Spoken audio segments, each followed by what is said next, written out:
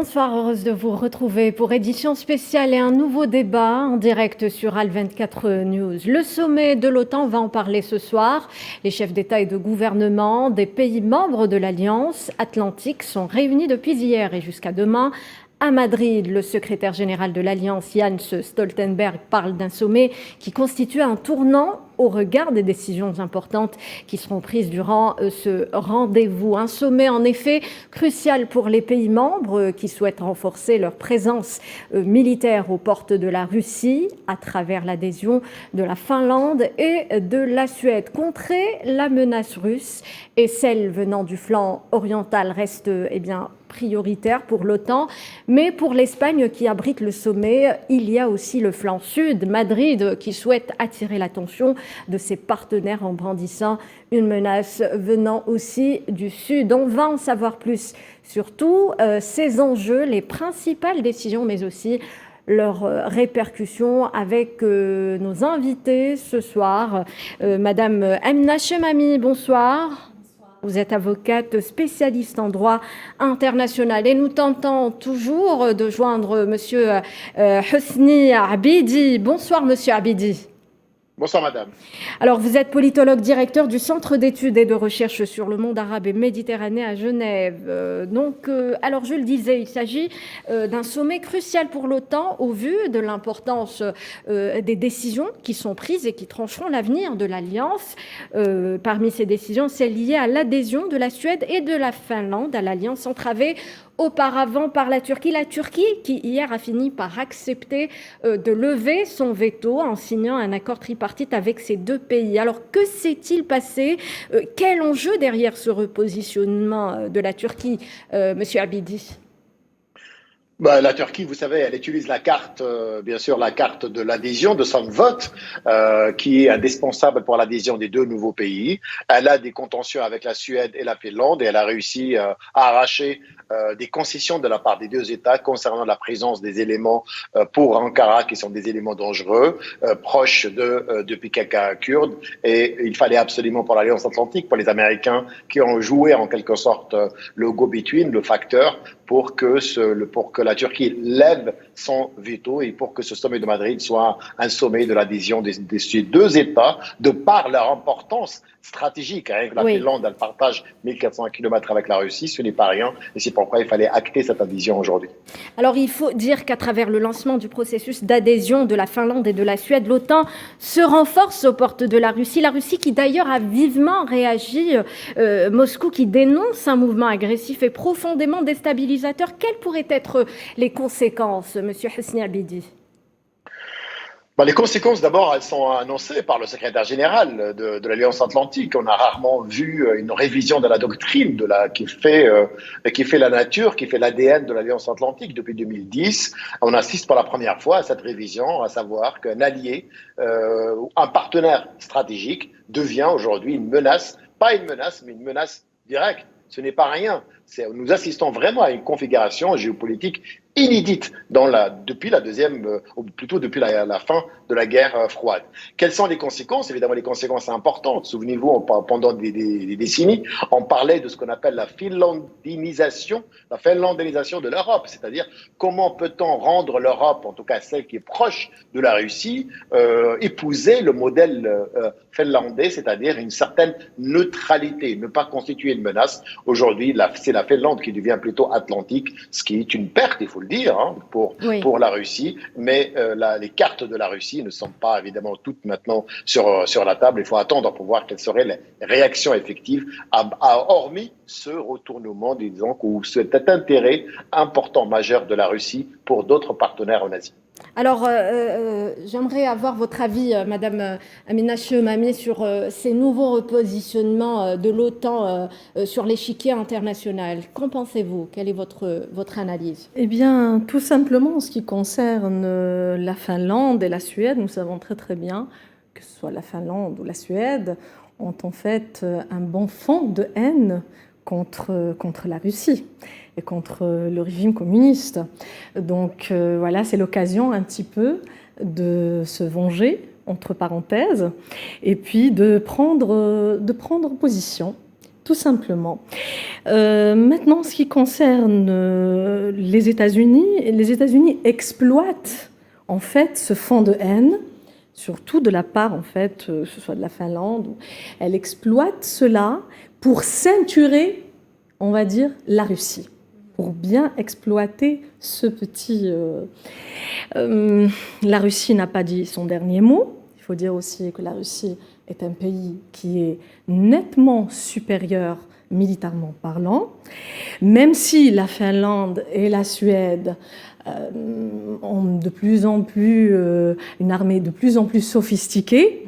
Voilà, donc ça pourrait être une belle carte en fait pour l'ONU, mais le jeu n'est pas terminé. Voilà, la partie d'échec ne vient que de commencer. Voilà, très bien. Donc la Suède, Monsieur Hosni Abidi, sur ce point, la Suède et la Finlande souhaitent se protéger en adhérant à l'ONU au regard de tout ce qui se passe actuellement en Ukraine. À votre avis, quelle pourrait être la riposte de la Russie? À quoi peut-on s'attendre de la Russie actuellement?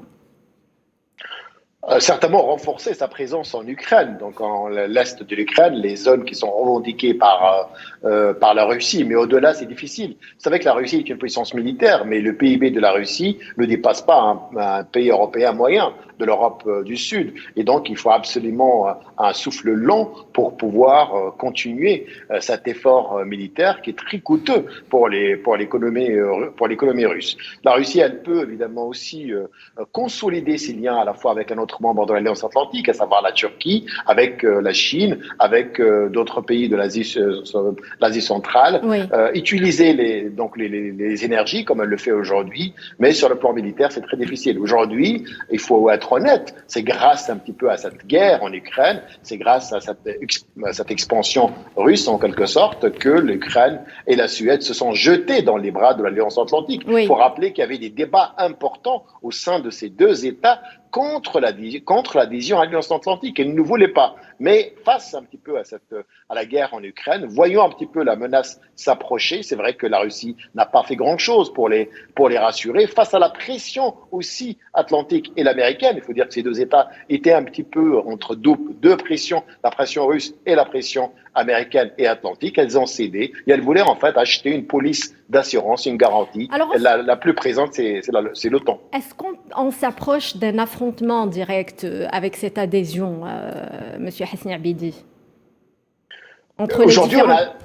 Oui. On a assisté à des signes, vraiment des indicateurs de la guerre froide. Comme vous voyez aujourd'hui, l'Alliance Atlantique parlait de la menace directe de la Russie. On se croyait vraiment en pleine guerre froide. Quand on voit Poutine arriver en Turkménistan pour ce sommet de la mer Caspienne et pour un petit peu rassurer ses partenaires de l'Asie, quand on voit aussi comment l'Alliance Atlantique veut se rassurer les rangs, quand on voit l'effort militaire demandé entre 2 et 4%, c'est-à-dire doubler les budgets militaires de tous les membres de l'Alliance Atlantique, quand on voit aussi la Chine qui est décrite comme un défi, pas une menace par l'Alliance Atlantique, oui, nous avons vraiment les indicateurs d'une guerre froide. Elle sera différente d'avant parce qu'on a appris des leçons, mais c'est vrai qu'il n'y a rien, en tout cas, n'augure d'une bonne époque de relations internationales marquée par la diplomatie multilatérale. C'est plutôt un affrontement entre, bien sûr, l'Alliance Atlantique, le retour des alliances militaires qu'on pensait déjà fini avec la mort de Pacte de Varsovie. Aujourd'hui, on revient à ces nouvelles configurations. Alors l'OTAN qui va d'ailleurs, autre signe ou signe d'un affrontement, c'est l'OTAN qui va porter le nombre de ses forces à haut niveau de préparation à plus de 300 000 militaires. C'est une nouvelle réorganisation, Madame Amina Chomani. C'est tout à fait normal, oui. C'est une nouvelle réorganisation. L'OTAN, c'est une alliance politique, mais militaire avant tout. Donc il est tout à fait normal. Maintenant, avec l'adhésion de la Finlande et de la Suède, comme je vous ai déjà dit, ce sont des pays qui sont dotés franchement d'armées vraiment très sophistiquées. Ça peut vraiment être un plus dans cette histoire. Bon, mais il faut dire que moi personnellement, pour moi, en tant que chercheuse en droit international, je pense que la Russie reste vraiment nettement supérieure à tout cela.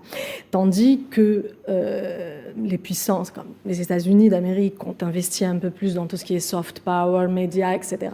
La Russie compte beaucoup plus sur d'autres cartes gagnantes, comme par exemple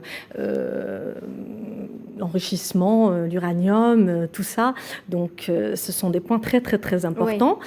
On sait qu'elle a vendu des centrales enfin, un peu partout, Namibie, sud de la Turquie, etc. Donc on peut dire que... Toujours, Monsieur Hasni Abidi, toujours sur ce point, sur cette nouvelle réorganisation de l'OTAN, on est loin du concept de mort cérébrale de l'OTAN brandi par Emmanuel Macron face à une Russie qui ne recule devant rien non plus. Ah ben, l'Alliance Atlantique, elle a fait un réveil spectaculaire. Hein. Si cette mort, comme vous savez, cérébrale présentée ou prononcé par Macron quand il y avait ce problème avec la Turquie et que, comme vous savez, les décisions se prennent au consensus. Aujourd'hui, on voit bien que la Russie, d'une manière ou d'une autre, a rendu un service à l'Alliance Atlantique, c'est-à-dire une raison d'être, que l'Alliance Atlantique est désormais le seul parapluie sécuritaire disponible. L'Alliance Atlantique a profité parce que c'est vrai qu'elle était en difficulté. Il fallait convaincre les pays européens après la crise de Covid, puisque cette crise quand même a affaibli les économies européennes, de consentir, d'augmenter leur budget. Et avec la guerre en Ukraine, évidemment, c'était une conviction à la fois pour les partis politiques qui n'étaient pas tout à fait favorables, pour les gouvernements, pour dire finalement la menace elle est plus importante venant de l'Est et que l'Alliance Atlantique est notre bouclier sécuritaire et militaire. Oui, c'est vrai qu'on est aujourd'hui l'Alliance Atlantique et on peut dire qu'il vit ces très beaux jours grâce à l'intervention russe en Ukraine et les menaces répétées. Alors, cette guerre en Ukraine représente donc un véritable tournant pour tous ces acteurs sur le plan géopolitique. Lors de ce sommet, l'Espagne, qui abrite ce sommet, a voulu attirer justement l'attention de ses partenaires d'un danger venant du flanc sud. Cela nous amène aux dernières déclarations donc, du chef de la diplomatie espagnole, José Manuel Álvarez, qui avait, à la veille du sommet, qui avait parlé de menaces venant du flanc sud. Je ne sais pas ce que vous en pensez, Monsieur Hasni Abidi, sur ces déclarations. Qu'en pensez-vous sur cette menace qui vient du flanc sud ? Moi, je pense que l'allusion elle est faite à l'Algérie parce que le gouvernement espagnol est en grande difficulté vis-à-vis de sa population, oui. Une difficulté bien sûr avec ses partenaires importants. Il a essayé d'engager, de mobiliser l'Union européenne puisqu'il y a une relation importante entre le responsable de la politique étrangère, M. Borrell, espagnol, mais aussi du même parti, le Parti socialiste, et en abritant l'Alliance Atlantique, il a voulu aussi avoir le soutien. Je ne pense pas que l'Alliance Atlantique est prête à suivre le gouvernement espagnol dans, bien sûr, ce délire de dire que la menace, elle vient du Sud. Et évidemment, il fait une allusion à la menace énergétique en disant que certains États utilisent le pétrole et le gaz comme une arme politique. Et là, je pense que c'est vraiment une sortie de route qui est contre-productive de la part du gouvernement espagnol et je ne pense pas que l'Alliance Atlantique va suivre. Álvarez qui accuse d'ailleurs la Russie d'être donc à l'origine de la dispute avec Alger. Qu'en pensez-vous, Madame Amina Chemami ? L'Algérie a ses propres positions. L'Algérie ne reçoit pas d'avis de qui que ce soit. Oui. L'Algérie a sa propre vision des choses. L'Algérie se positionne en Afrique de plus en plus. N'oublions pas que c'est un pays continent, d'accord, donc qui essaye de tirer profit de cette situation. C'est tout à fait normal. Comme tous les pays d'ailleurs du monde, en ce moment, on essaie de se positionner. En ce qui concerne ces accusations, qui sont des accusations en fait non fondées, voilà, la Russie a sa propre vision des choses et l'Algérie aussi en ce qui concerne cette question.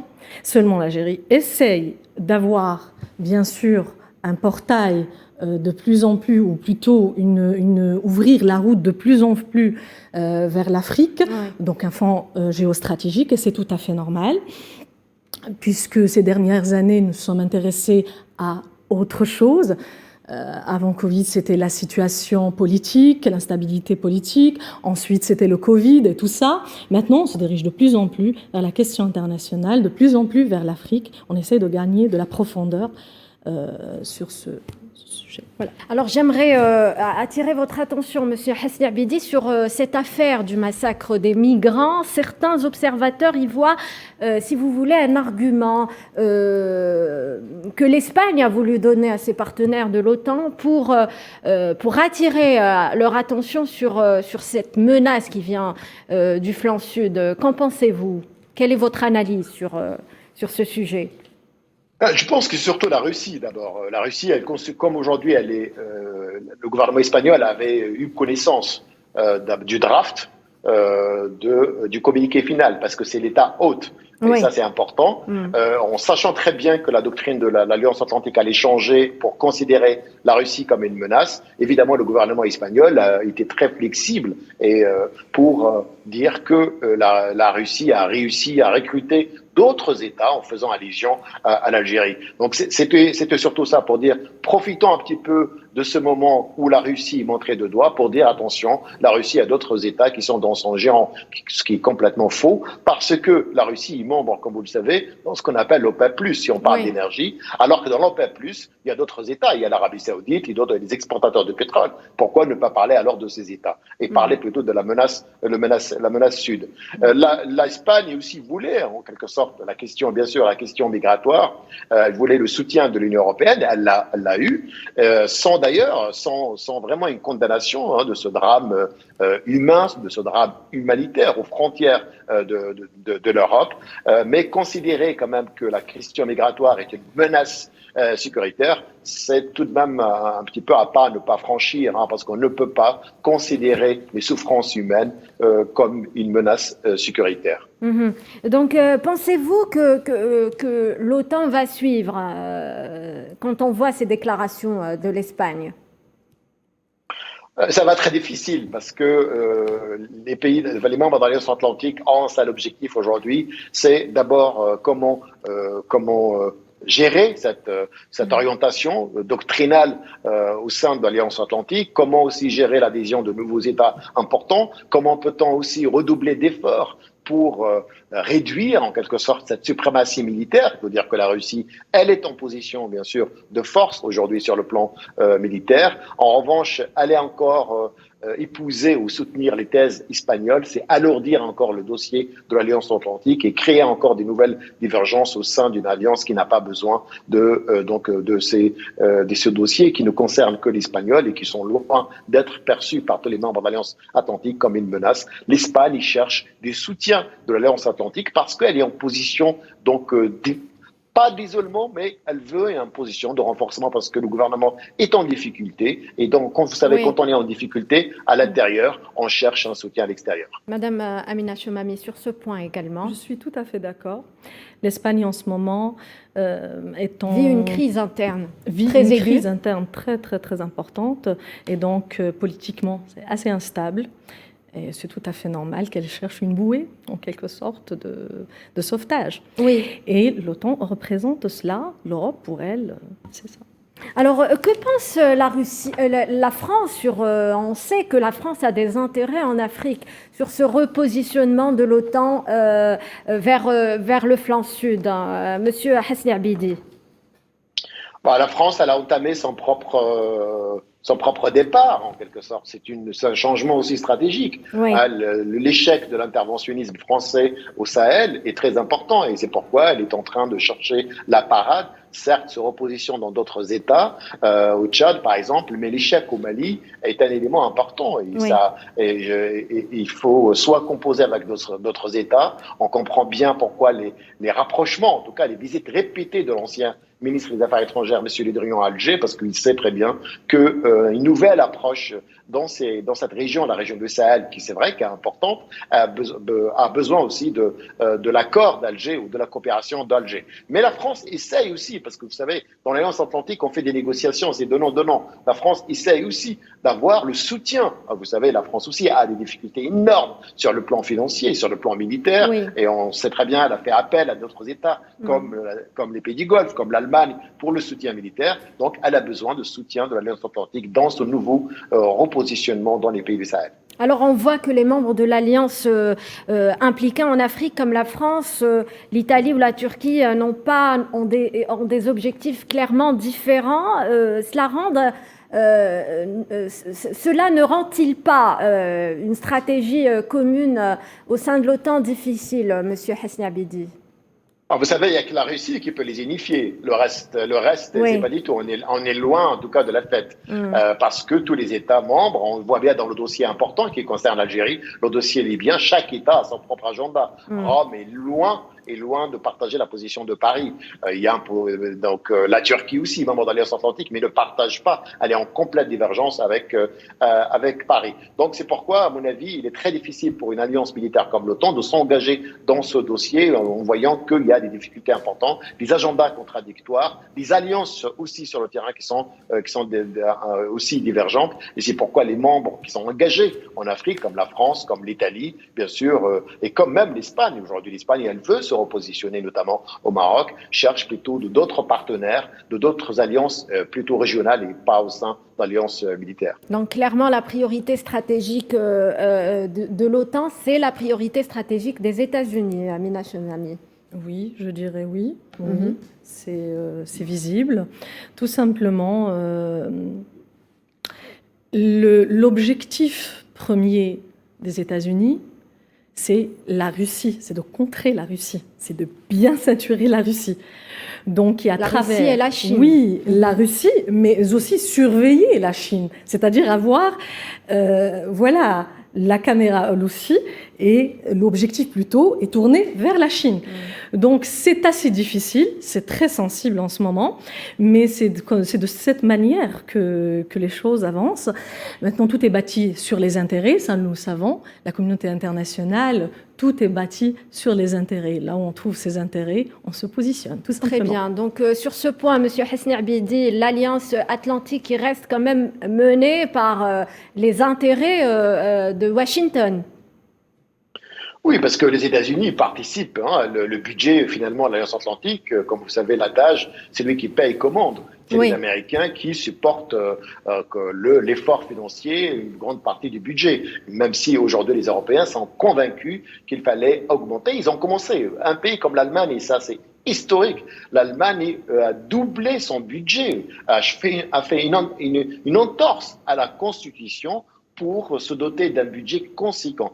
Après tout, c'est évidemment le marché, il est américain. On va acheter chez les Américains, mais c'est vrai, Washington dicte la conduite, elle consulte ses partenaires, mais sont loin ces partenaires d'être aussi ceux qui font cette politique étrangère. C'est les États-Unis qui fixent les priorités, les objectifs, et c'est dommage pour cette volonté européenne de se doter d'une défense commune, autonome en quelque sorte des États-Unis. Donc la principale menace, c'est la Russie, la Chine, Monsieur Hesni Abidi.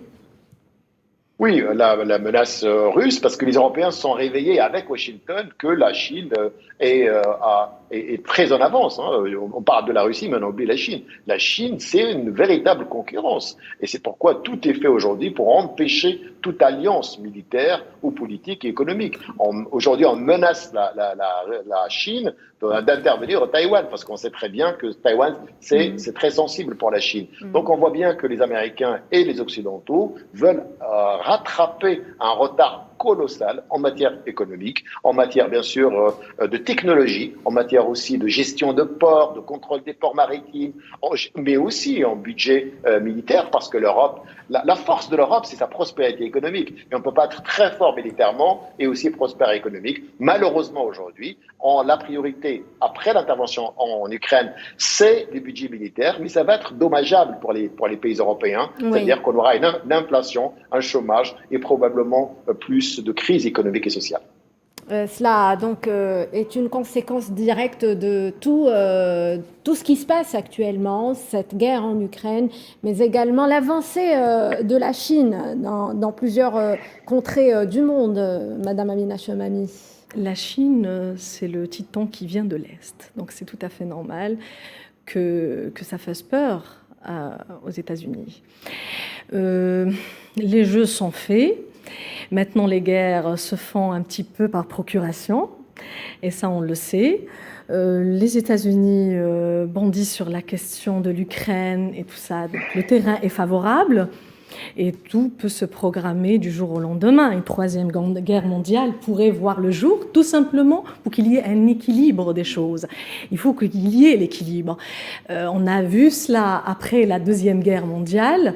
Maintenant, après le nouvel ordre mondial et après tout ce chemin parcouru, il est tout à fait normal qu'il y ait une recherche d'un équilibre particulier entre ces puissances. Après ces nouveaux repositionnements, Monsieur Hesni Abidi, à quoi peut-on s'attendre? Un nouvel ordre mondial? Est-ce que vous adhérez à cette thèse?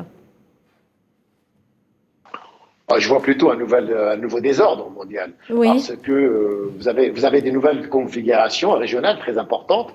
D'abord, ce qui nous concerne l'Afrique, concerne le Moyen-Orient. Il y a des tentatives donc de la part des Américains. Le président Biden va venir dans la région, il va réunir certains chefs d'État. On parle d'une alliance atlantique du Moyen-Orient, et ça c'est un événement important. Ça veut dire que les Américains veulent aussi se doter d'une institution militaire capable en quelque sorte de décharger les Américains des opérations de sécurité dans la région et qui sera bien sûr tributaire en quelque sorte